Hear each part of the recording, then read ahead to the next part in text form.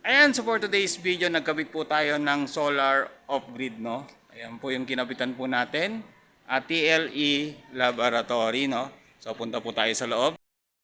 Ayan, so ito po yung ating setup, no? So nagkabit po tayo ng 3 kilowatt na Snadi 3DC, tapos 60 ampere na SCC, Solar Charge Controller.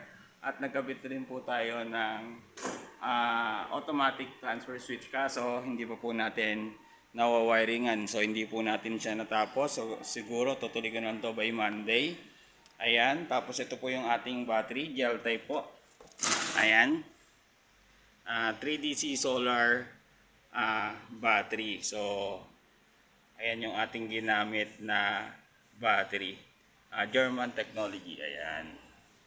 Ayan. So, yung paggagamitan po nito, ilaw, electric fan, at yung mga minor tools tulad po ng grinder, barena, jigsaw, at marami pang iba, no. Yung capacity hindi po lalagpas ng 2,000 watts. So, kung 1.5 is kayang-kaya po siguro natin, no.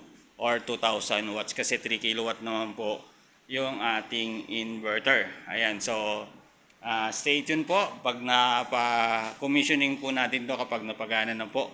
So ito po ay isang TLE Industrial Laboratory, no. So dito po nagtuturo yung mga teacher ng TLE na naka-assign po dito sa TLE Laboratory.